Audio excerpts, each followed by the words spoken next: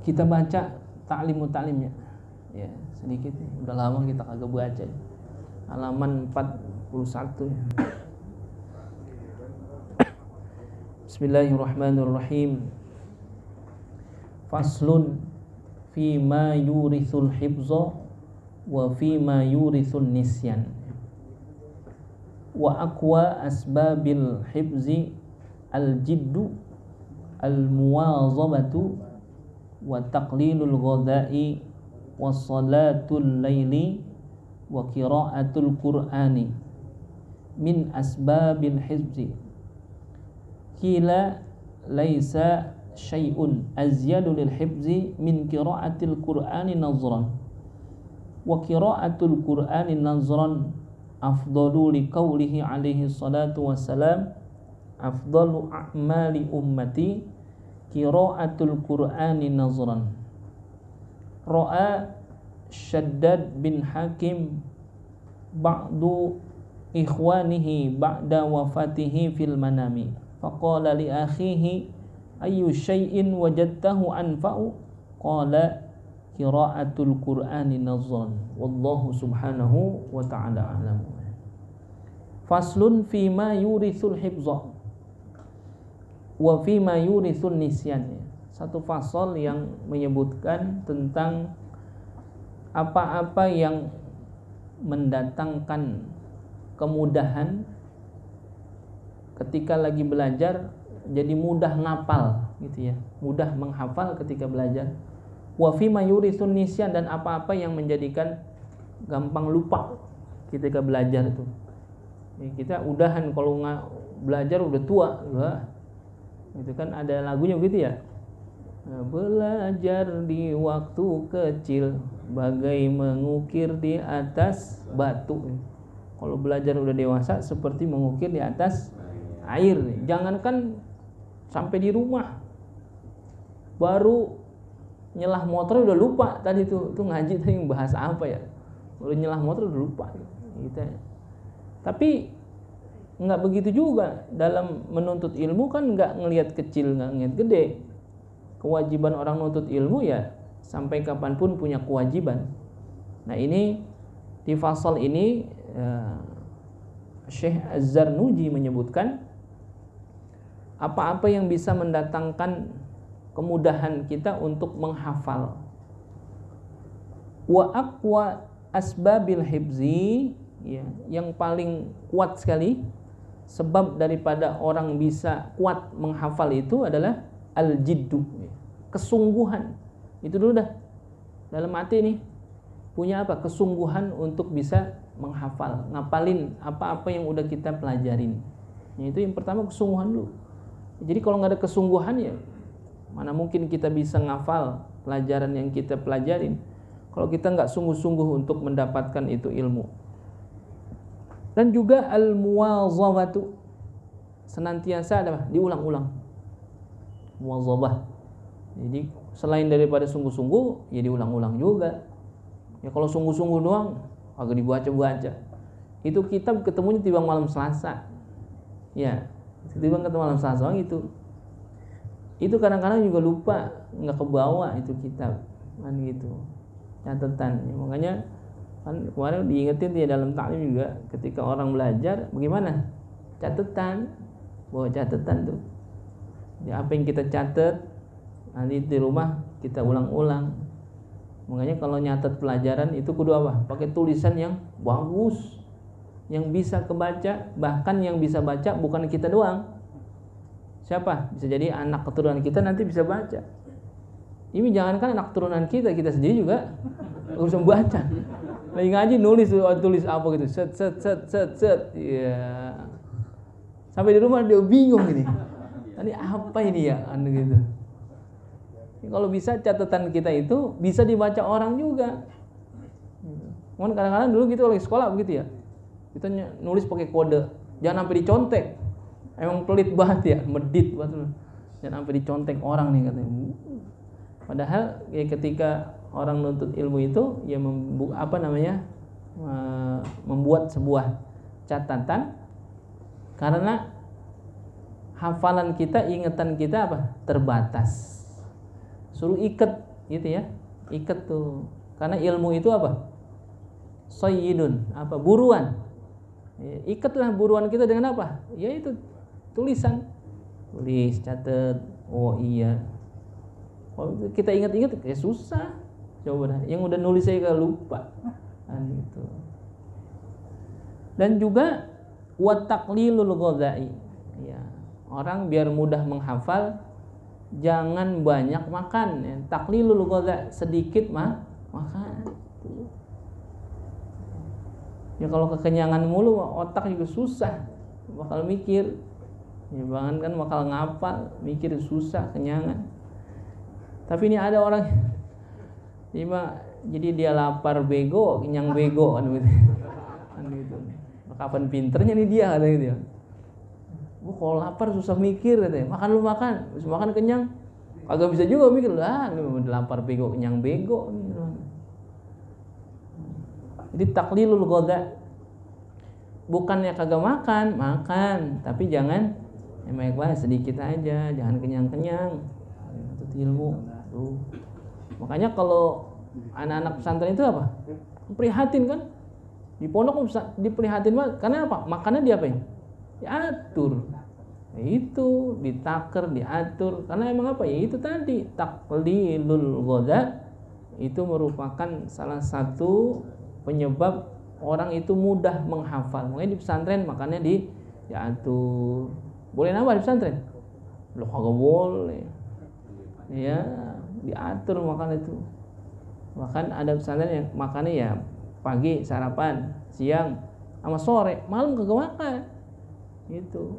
Makan malam itu dihususin untuk apa? Belajar. Jadi bukan tega sama santri, bukan, tapi memang lagi ngajarin taklilul ghadha gitu. Jadi sedikit makan. Gitu, sedikit makan. Bukannya sedikit-sedikit makan mulu, gegares mulu. Lalu apa lagi yang memudahkan kita untuk kuat menghafal? Wassalatul laili. Ya, salat malam tuh ya, yang lagi nuntut ilmu, ya, yang lagi belajar, santri, anak sekolah itu kan. Ada pesantren yang mewajibkan santrinya untuk apa? Tahajud. Jadi bangunin memang tuh. Jam 2 bangunin. Kita bagaimana? Ya sama juga. Kalau kita pengen bagus, hafalan kita kuat, ingatannya, maka sholat malam. Dan juga wa qiraatul Quran. Baca Quran tuh salah satu juga yang penyebab kuat kita untuk menghafal. Min asbabil hifzi, dan itu adalah bagian daripada sebab-sebab mudah kita untuk menghafal. Kila laisa syai'un azyadu lil hifzi min qiraatil Qur'ani nazran. Ya. Ada disebutkan laisa syai'un, tidak ada sesuatu apapun yang azyadu lil hifzi, yang bisa lebih daripada kita bisa menghafal, kecuali apa? Min qiraatil Qur'ani nazran, daripada membaca Quran dengan nazran, melihat. Gitu ya, membaca Quran dengan melihat tuh nazran.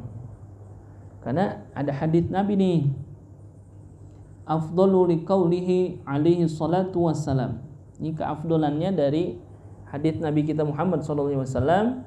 Beliau mengatakan afdalu a'mali ummati, seutama-utamanya amalan umatku itu adalah qiraatul Qur'ani nazran, membaca Al-Qur'an dengan cara melihat. Tuh. Makanya kita kalau baca Quran, walaupun apal Quran nih, lihat itu lebih afdal. Kecuali memang dia lagi murajaah, ya, ngulang, mentasmi hafalannya, lagi diuji hafalannya, gitu boleh. Tapi kalau dia lagi qiraah baca biasa, itu nazar, melihat, lebih utama, lebih bagus. Kecuali di dalam sholat, gitu ya. Kalau lagi sholat mah baca Quran dengan melihat makruh hukumnya. Itu Jadi kalau lagi sholat, kan sekarang ada tuh ya masjid-masjid kita di depannya ada Quran gede itu. Peranti apa? Peranti imam. Nanti ketika dia mau mulai, dia mau baca surah apa dibuka. Itu bagaimana? Makruh gitu. Karena memang afdolnya baca Quran kalau lagi sholat dengan menghafal. Tapi kalau di luar sholat dengan melihat. Jadi kalau di dalam sholat dengan melihat, makruh hukumnya, hanya makruh saja gitu. Ya, tapi lebih afdol lagi sebetulnya kalau lagi sholat itu mah ya menghafal, walaupun yang dia baca timbang kuliah sama kulhu, itu lebih bagus dibandingkan dengan dia baca dengan melihat itu. Nah, itu kata Nabi, seabdol-abdolnya amalan umatku adalah baca Quran dengan melihat. Ra'a Shaddad bin Hakim ba'du ikhwanihi ba'da wafatihi fil manami. Ya. Ada seorang ulama namanya Shaddad bin Hakim, dia melihat sebagian daripada teman-temannya yang udah pada meninggal dunia. Ketika apa? Fil manami, dalam tidurnya. Mimpi nih. Jadi Shaddad bin Hakim. Tapi ingat ini siapa? Ulama. Kalau ulama ngimpinya beda. Bukan kayak kita. Wah, itu kan timbang mimpi. Lihat dulu yang ngimpi siapa. Itu. Kalau yang ngimpi orang biasa gitu. Beda dengan ulama. Kalau ulama itu mimpinya itu ada pelajaran yang luar biasa gitu. Enggak kayak kita. Kita mah paling banter direp-rep. Mimpi itu direp-rep. Direp-rep. Ya begitu dah. Lari kagak bisa, teriak kagak bisa. Itu kan direp-rep gitu. Apa yang kagak bisa dah tuh direp-rep. Kalau ulama ya karena tidurnya dalam keadaan suci, bersih, hatinya juga bersih, ya dapat tanda-tanda yang luar biasa dalam tidurnya tuh. Ya, bahkan ada ulama itu yang menyusun kitab tentang bagaimana mimpi itu punya makna tuh. Ada salah satu kitab namanya Ta'tirul Manam, ya. Bicara tentang tafsir mimpi. Tebal juga tuh. Ta'tirul Manam. Nih, Tafsirul Ahlam wa Ta'tiru. Ini ada tuh. Ada kitabnya. Jadi kalau orang ngimpi ada maknanya bagaimana itu, hakikatnya. Tidurnya tapi dalam keadaan seperti apa juga. Itu ada. Gitu. Bahkan ulama itu rajin banget ya. Luar biasa berarti pandangan beliau tentang mimpi itu. Jadi percaya mimpi lu katanya gitu. Lah dulu Nabi Yusuf bagaimana itu? Ya, ceritanya banyak yang terjadi. Dilihat dulu siapa yang ngimpi, dalam keadaan apa dulu, kan gitu. Apakah itu merupakan tanda-tanda isyarat tertentu? Ya kan kayak orang sholat istikharah kan bisa dua ya jawabannya, bisa dikasih secara langsung, bisa jadi dikasih secara lewat mimpi gitu. Istikharah tuh. Nah ini Shaddad bin Hakim ya melihat sebagian teman-temannya ba'da wafatihi, ya teman-teman yang udah meninggal itu fil manami, dalam tidurnya. Faqala li akhihi, lalu berkatalah Shaddad bin Hakim kepada teman-temannya itu, ayu syai'in wajadtahu anfa'u, apa yang engkau dapati yang paling bermanfaat, ya. Apa yang engkau lakukan ya ketika hidup gitu ya. Apa yang paling manfaat yang engkau rasakan itu? Apa dia kata? Qala qiraatul Qur'ani nazran. Ya, dia berkata bahwasanya yaitu membaca Al-Qur'an dengan melihat. Itu ternyata fadilahnya sangat luar biasa. Dalam hadits Nabi disebutkan dan juga lewat mimpinya Shaddad bin Hakim, ya ternyata memang membaca Quran dengan melihat itu fadilahnya sangat banyak sekali. Salah satunya ini, ketika orang yang sedang belajar atau pengen kuat hafalannya, ingatannya, itu pelajaran-pelajaran yang disampaikan dia ingat terus, dia hafal terus. Salah satunya adalah selain daripada kesungguhan, lalu selalu mengulang-ulang, lalu sedikit makan, sholat malam, dan juga diantaranya adalah qiraatul Qur'ani nazran, yaitu membaca Al-Qur'an dengan cara melihat sekalipun dia hafal. Tuh. Kadang-kadang kan kita ada yang belagu banget ya. Kalau tahlilan nih, ya tahlilan baca Yasin tuh, dikasih Yasin, apal. Sombong amat loh. Bukan masalah apalnya. Masalahnya baca Quran dengan melihat itu lebih utama. Wah, apa ngikutin aja gue mah. Bukan masalah itu. Keafdolannya orang baca Quran itu beda dengan melihat dengan tidak melihat. Itu. Ya mudah-mudahan kita senantiasa dijaga hafalan kita ya, dengan salah satunya itu dengan cara dari hal yang 5 tadi ya bisa kita amalkan dalam kehidupan kita sehari-hari. Wallahu subhanahu wa ta'ala a'lamu.